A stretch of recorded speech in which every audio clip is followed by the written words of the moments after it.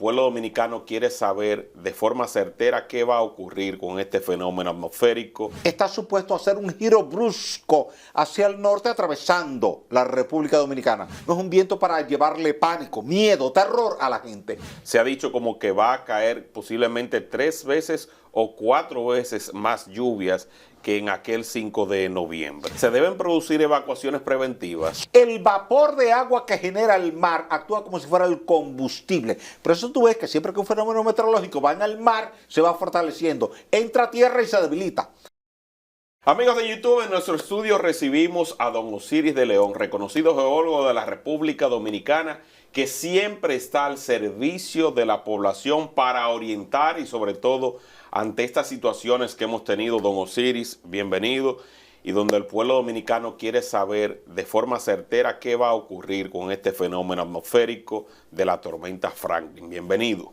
Saludos amigos y hermanos. José Peguero, contentísimo de estar conversando contigo y con el pueblo dominicano en un momento donde mucha gente aquí y en el Caribe, porque eso incluye a Puerto Rico, incluye a Haití, incluye a Jamaica, porque ahora mismo en toda la región la gente está pendiente a la evolución de la trayectoria de Franklin, sobre todo porque Franklin es una tormenta tropical que conforme a los modelos predictivos está supuesto a hacer un giro brusco hacia el norte atravesando la República Dominicana. Yo en lo personal no estoy muy de acuerdo con ese giro porque creo que hay una carga de viento que viene desde el sur y que le va a empujar más hacia el noroeste y que en caso de que haga el giro lo haría más cerca de Haití o más cerca del Canal de los Vientos. De todas maneras, José, cuando tú estás hablando de un fenómeno meteorológico, tú estás hablando de una carga de viento que a veces se comporta como si tuviera vida propia, porque a veces coge su propio camino, su propia trayectoria y te deja de lado cualquier modelo predictivo, sea el europeo, sea el de Centro de Huracanes de Miami, sea el de la NOAA, no importa cuál sea el modelo. Por eso yo te diría que lo que tenemos que hacer a partir de este momento en la sociedad dominicana es darle seguimiento. En primer lugar, porque no está tan cerca del territorio dominicano. Está a unos 450 kilómetros al sur de la ciudad de Santo Domingo. Está justo a la mitad de camino del Mar Caribe. Digamos, mitad de camino entre República Dominicana y Venezuela o entre Santo Domingo y Caracas. Mitad de camino. Lo segundo es que es una tormenta, no es un huracán. Y como es una tormenta, tiene vientos del orden de 70 a 75 kilómetros por hora, que todavía no es un viento para llevarle pánico, miedo, terror a la gente. En tercer lugar, la mayor parte del campo nuboso se concentra hacia el Mar Caribe. Y a lo que a veces tú le tienes miedo, y todos le tenemos miedo, es a que el campo nuboso se concentre en un punto determinado y se ralentice. Se te frise, se te quede ahí y te descargue mucha lluvia en poco tiempo. ¿Qué fue lo que pasó el 4 de noviembre del 2022? Que un campo nuboso de desarrollo vertical se posicionó sobre la ciudad capital y de repente comenzó a caerte el diluvio de Noé y en un periodo de 1 hora, entre 5:30 y 6:30, te cayeron 80 milímetros de lluvia. Y en cualquier parte del mundo donde te caen 80 milímetros de lluvia, en 1 hora tú tienes una inundación severa. Pero yo no creo que en este caso vayamos a tener inundaciones parecidas a las que tuvimos el 4 de noviembre. Va a ser menor, pero sí lluvia.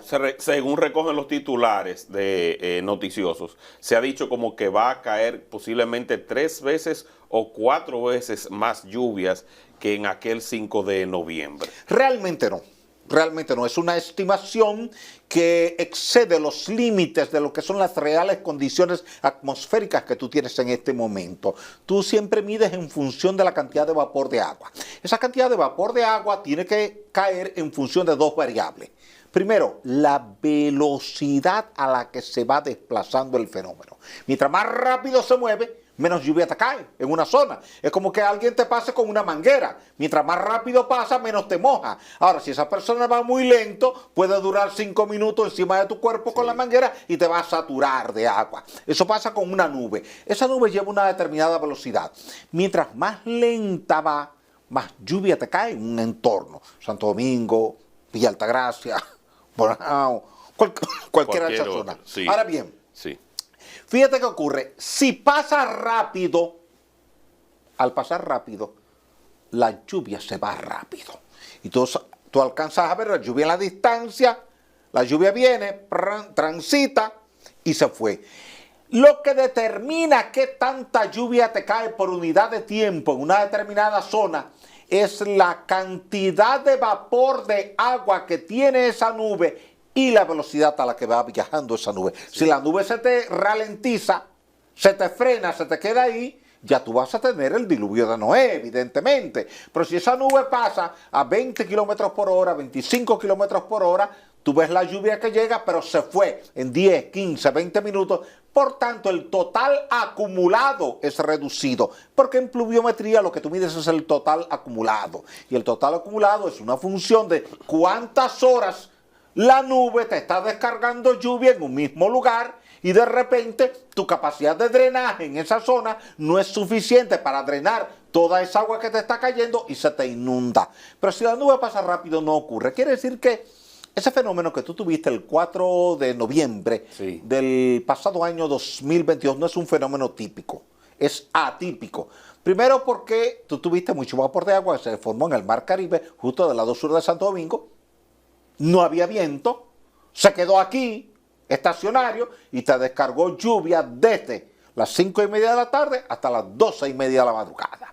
Quiere decir que fueron 7 horas lloviendo torrencialmente y la ciudad de Santo Domingo colapsó. Pero eso no se da todos los días, ni se va a dar en todas las tormentas, ni se va a dar en todos los huracanes. Recuerda que una tormenta es un fenómeno convectivo, es lo que llamamos un ciclón. Ciclón es todo lo que gira. Sí. Una depresión es un ciclón, una tormenta es un ciclón, un huracán es un ciclón. Gira, pero tiene un motor detrás que lo va empujando, como tu carro. Tu carro tiene un motor que te va empujando. No eres tú que va empujando tu carro. Es el motor que está ahí. Y el fenómeno meteorológico tiene un motor que lo va empujando, que es la carga de viento. Si el viento de repente cambia de dirección, el fenómeno cambia de dirección.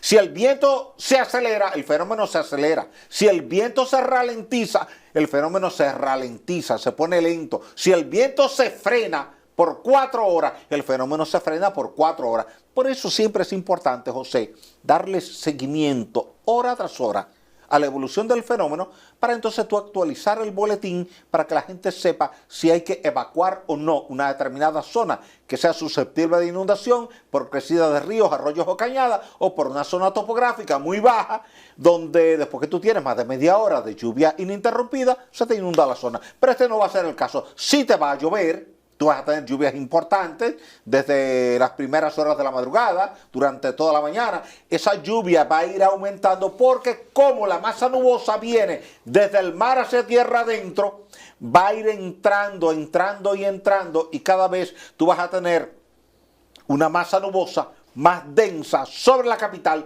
y sobre todo el litoral sur, desde Higüey hasta Pedernales.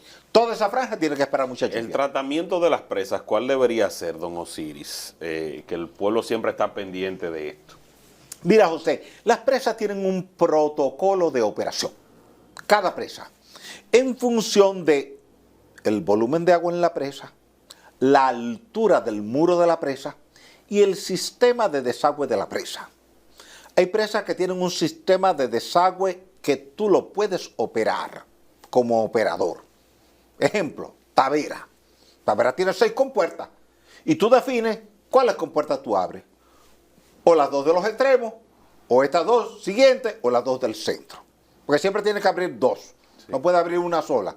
O sea, tienes que abrirlas en pares. O abres 2, o abres 4, o abres 6. Esa tiene un sistema mecánico y un sistema eléctrico. Pero Sabaneta no tiene un sistema de compuertas. Cuando el agua llega arriba al Morning Glory, el agua entra por ahí de manera natural, con gente o sin gente en la presa, y desagua con gente o sin gente en la presa. Cuando tú escuchaste decir aquel 22 de septiembre de 1998, en medio del huracán George, que habían abierto la presa de Sabaneta, la primera respuesta que yo le di a la prensa es que la presa de Sabaneta no hay que abrirla ni que cerrarla, no tiene compuertas. Si no tiene compuertas, ella descarga de manera natural cuando se llena. Es como una olla que tú tienes en la cocina, tú comienzas a echarle agua, cuando ella se llena, desborda. Sabaneta, para que no desborde por encima del muro que es de tierra, tiene un Morning Glory, que es un hueco grande de hormigón, que está conectado a un túnel que hay en el fondo y que allá en San Juan le llaman el hoyo de Virola y el agua sale por ahí. La gente que no sabe de presa entiende que esa agua está saliendo porque alguien fue y operó manualmente la presa. No, es que el agua subió sola hasta el nivel, hasta la cresta del Morning Glory, entró sola por ahí automáticamente y desagüó. Oye, sí, es bueno que se sepa eso. ¿Se deben producir evacuaciones preventivas en zonas vulnerables? Sí, las zonas bajas, por ejemplo, yo te diría que las márgenes del río Osama, la parte final, el tramo final, ahí hay familias que viven en el agua, que ponen 4 palos dentro del agua y que duermen prácticamente a 5 centímetros por encima del agua. Sí. En ese caso, ese tipo de personas tú tienes que, de manera preventiva, ponerlo en otros lugares. Si tú fueras a tener mucha carga de viento, el problema sería más complicado. En este caso tú no tienes que esperar mucha carga de viento. Es una tormenta que no va a evolucionar a huracán porque no hay condiciones atmosféricas en el Caribe para suficiente vapor de agua como para que evolucione. Ahorita cuando yo te hablaba y te decía que el huracán tiene un motor como tu carro y te decía que el motor de ese huracán es el viento que viene detrás, ese fenómeno meteorológico también tiene un combustible. Así como tú echas gasolina o gasoil para tu vehículo, el vapor de agua que genera el mar actúa como si fuera el combustible. Por eso tú ves que siempre que un fenómeno meteorológico va en el mar, se va fortaleciendo. Entra a tierra y se debilita. ¿Por qué se debilita cuando entra a tierra? Porque está descargando lluvia, pero no está recibiendo vapor de agua para robustecerse y tiende a debilitarse. Pero cuando vuelve y sale al mar, vuelve y se fortalece. ¿Por qué?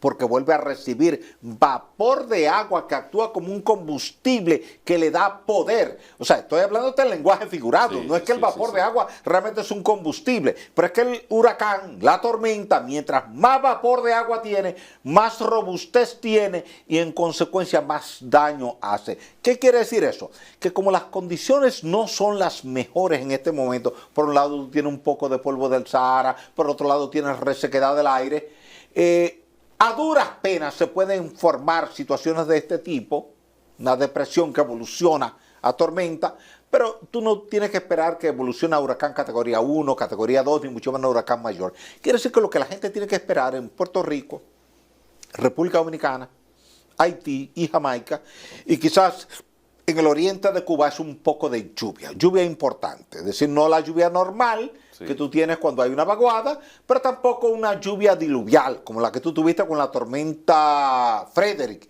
ni con la tormenta Noel, ni con la tormenta Olga, que fueron casos muy particulares. En el caso de Olga pasó por encima del territorio nacional, desde Higüey hasta llegar a la frontera. Es un caso muy particular porque el eje estaba pasando por aquí arriba. George, como huracán, pasó por aquí arriba. Entonces, en esos casos, los acumulados de lluvia son mayores, pero cuando tú tienes un fenómeno que su eje se está moviendo por otra área, muy al sur, lo que te está llegando es la parte tangencial, digamos el extremo, y si bien es cierto que los modelos plantean que va a ser un giro, todavía yo no estoy convencido de que ese giro se pueda dar en el lugar donde se está planteando. Se podría dar más hacia el oeste, más hacia Haití, más hacia el canal de los vientos de Jamaica, donde a veces tú tienes una corriente de viento que está forzada porque como tú tienes un territorio del lado de Haití y otro territorio del lado de Jamaica y otro territorio más arriba que es Cuba, ahí se forma un canal de viento, un túnel de viento. Y entonces